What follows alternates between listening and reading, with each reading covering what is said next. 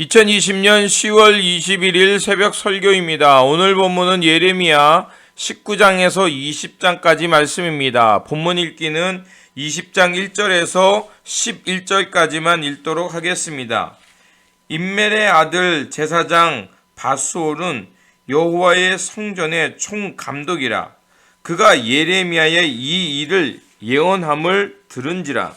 이에 바스훌이 선지자 예레미야를 때리고 여호와의 성전에 있는 베냐민 문 위층에 목에 씌우는 나무 고랑으로 채워 두었더니 다음날 바스홀이 예레미야를 목에 씌우는 나무 고랑에서 풀어주매 예레미야가 그에게 이르되 여호와께서 내 이름을 바스홀이라 아니하시고 마골 미사빔이라 하시니라. 여호와께서 이와 같이 말씀하시되 보라 내가 너로 너와 내 모든 친구에게 두려움이 되게 하리니 그들이 그들의 원수들의 칼에 엎드러질 것이요 내 눈은 그것을 볼 것이며 내가 온 유다를 바벨론 왕의 손에 넘기리니 그가 그들을 사로잡아 바벨론으로 옮겨 칼로 죽이리라. 내가 또 이 성읍의 모든 부와 그 모든 소득과 그 모든 귀중품과 유다 왕들의 모든 보물을 그 원수의 손에 넘기니 그들이 그것을 탈취하여 바벨론으로 가져가리라. 바스후라 너와 내 집에 사는 모든 사람이 포로되어 옮겨지리니 내가 바벨론에 이르러 거기서 죽어 거기 묻힐 것이라. 너와 너의 거짓 예언을 들은 내 모든 친구도 그와 같으리라 하셨느니라.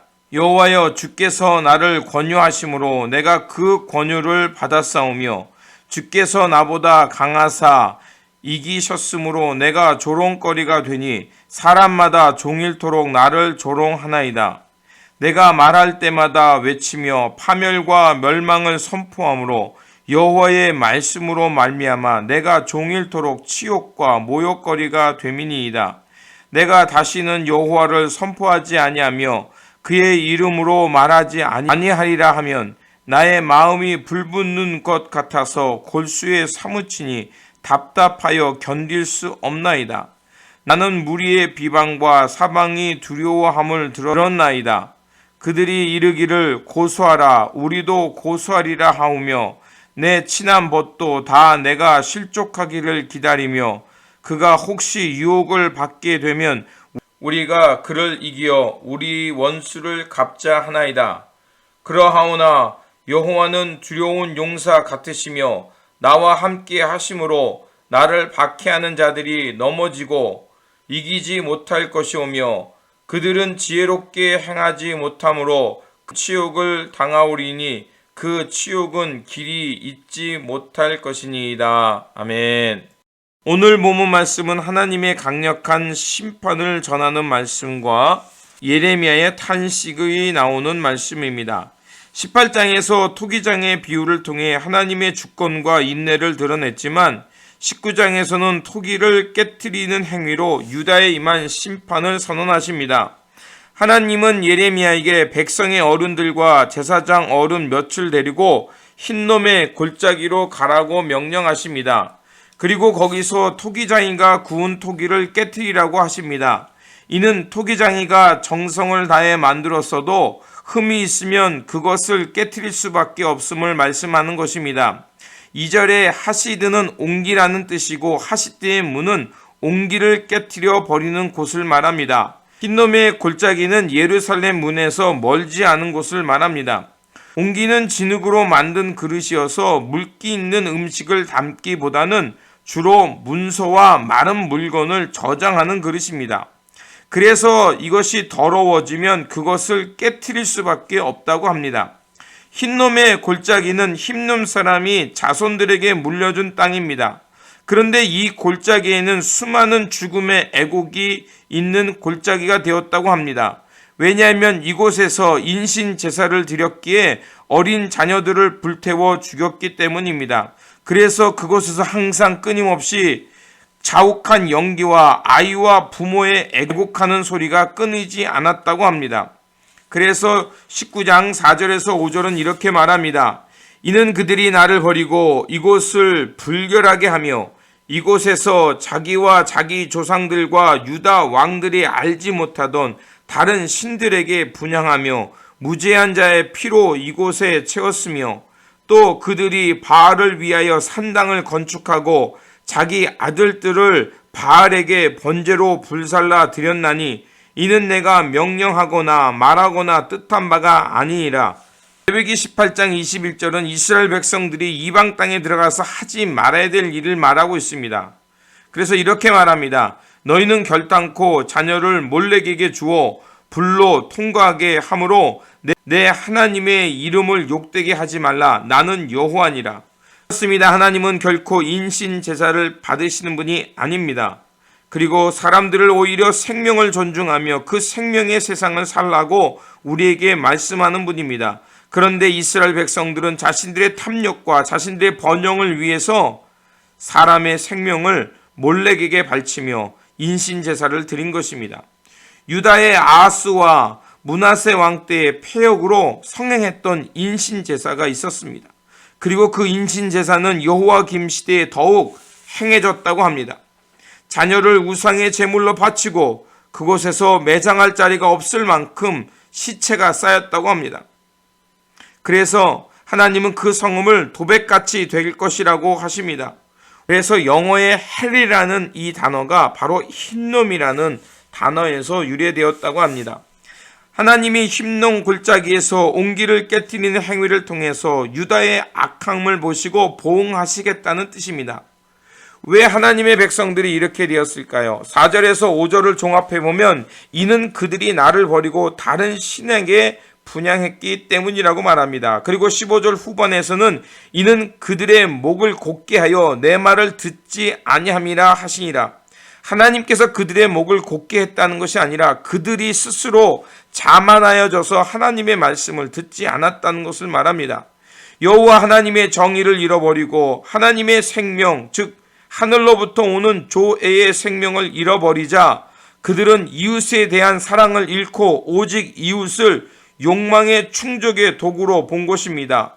욕망 충족과 번영이라는 환상을 쫓음으로 하나님의 진노를 받은 것입니다.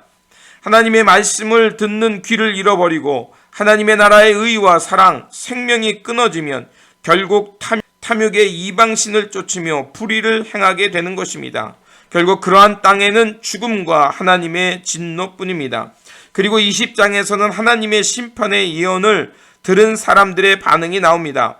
가장 하나님의 말씀을 잘 알 것 같고 잘 들을 것 같던 제사장 바스올이 나옵니다. 제사장 바스올은 그 당시에 성전 구역 안에서 공공 질서를 유지할 책임을 맡고 있는 최고의 감독자였습니다. 그런데 바스올은 이상하게도 예레미야를 핍박합니다. 예레미야를 때리고 밤새도록 나무 고랑을 채워둡니다. 왜 그랬을까요? 예레미야가 성전뜰에서 선포한 예언의 말씀 때문에 민심이 혼란하게 되었고 성전의 질서를 어지럽게 했기 때문입니다. 민족의 멸망과 바벨론에게 항복하는 것이 하나님의 뜻이라고 예언하는 것이 결국 사람들을 소욕해 했고 이것을 거짓으로 생각하며 틀렸다라고 말하는 것입니다. 예루살렘 성전이 여기 있고 우리에게는 하나님이 항상 평안을 주셨기에 결국 우리는 망하지 않는다라고 했던 것입니다. 하지만 이것은 거짓 평화였습니다. 제사장 바스울은 예레미야를 박해했습니다. 제사장 바스울이 예레미야를 박해하는 것은 그 당시 유대 백성들과 지도자들이 하나님의 말씀에 대해서 어떤 태도를 가졌는지 단적으로 보여주는 것입니다. 예레미야는 회개하고 하나님의 뜻에 순종해야 한다고 말하지만 사람들은 자신들이 듣고 싶은 말만 듣습니다. 처에 상관없이 거짓을 하나님의 말씀으로 여기며 듣고 싶지 않은 말씀은 하나님이 그럴 리 없다고 외면한 것입니다. 당연히 예레미야의 메시지는 싫어하고 다른 선지자들의 메시지는 좋아했을 것입니다. 예레미야는 사람들의 미움을 받을 수밖에 없었을 것입니다. 이런 상황에서 예레미야의 눈은 눈물을 그칠 수가 없었고 그 입에는 탄식이 나올 수밖에 없었습니다. 그래서 7절에서 이렇게 고백합니다.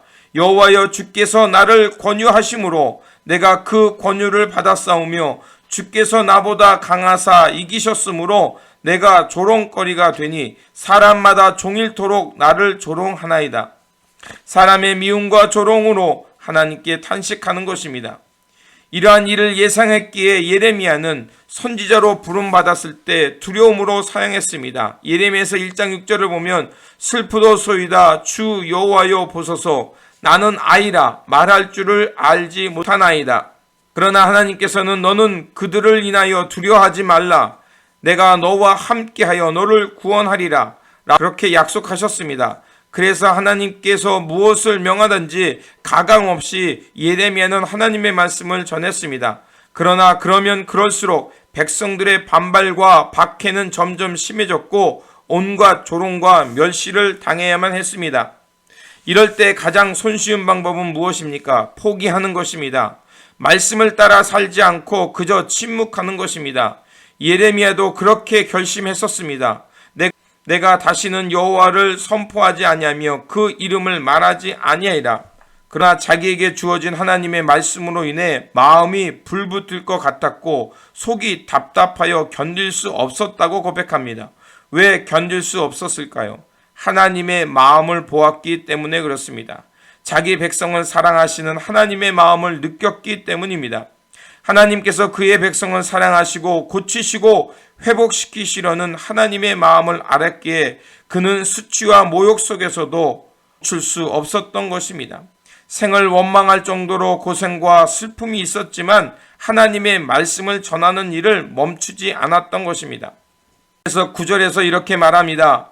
내가 다시는 여호와를 선포하지 아니하며 그의 이름으로 말하지 아니하리라 하면 나의 마음이 불붙는 것 같아서 골수에 사무치니 답답하여 견딜 수 없나이다. 하나님의 마음에 사로잡혔기 때문에 모욕과 수치를 당한다 해도 다시 일어나 복음을 향해 살게 된 것입니다.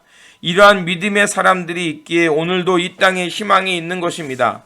그러므로 하나님의 마음을 깊이 깨달아서 말씀대로 살아가는 저와 여러분들이 되시기를 바랍니다. 그래서 때로는 말씀 때문에 불이익당하고 억울한 일 당해도 하나님의 마음 때문에 다시 일어나 하나님 나라의 길을 걸으며 하나님의 사명을 완수하는 하나님의 사람들 되어 살아가시기를 다시 한번 주님의 이름으로 축원드립니다. 기도하겠습니다. 아버지 하나님, 이스라엘은 하나님을 믿는다고 하면서도 말씀을 듣지 않으며 하나님의 뜻에 순종하지 않고 끝까지 악행으로 치달았습니다. 그러면서도 오히려 하나님의 선지자들을 핍박하며 거짓의 소리를 따라 살아갔습니다. 주님, 저희들의 심령이 완악해지지 않도록 해 주시옵소서. 주님이 말씀하실 때 회개하고 돌아서게 하시고 예수 그리스도의 십자가 앞에서 나의 의와 자랑, 탐욕의 마음은 철저히 깨지게 하시고 주 예수 그리스도의 영으로 다시 태어나 오직 하나님의 마음과 말씀을 따라 살게 하여 주시옵소서. 그래서 오직 하나님의 뜻과 하늘의 부르심을 향해 살게 하시고 혹 그 길을 가다가 어려움을 만난다 해도 하나님께서 당신의 백성을 사랑하시는 그 사랑으로 다시 일어나 하나님께서 맡겨주신 사명을 완수하며 하나님께 나아가는 우리 모두가 되게 하여 주시옵소서. 우리 구주 예수 그리스도의 이름으로 기도드립니다. 아멘.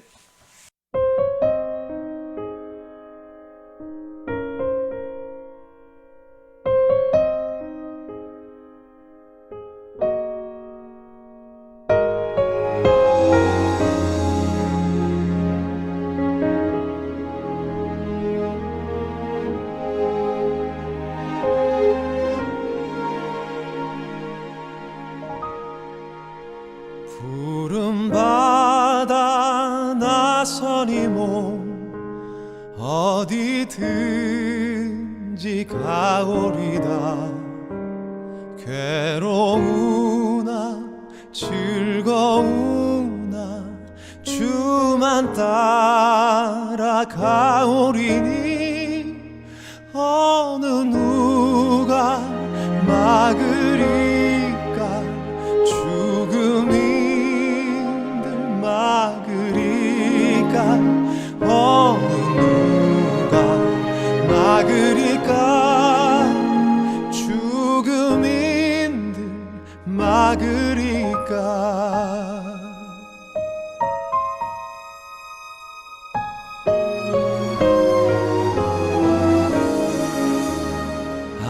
골골짝 빈들에도 복음 들고 가오리다.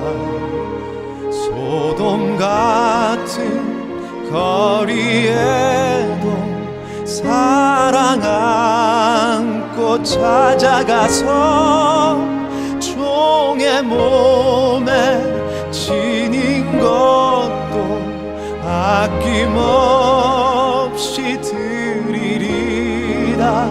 종의 몸에 지닌 것도 아낌없이 드리리다.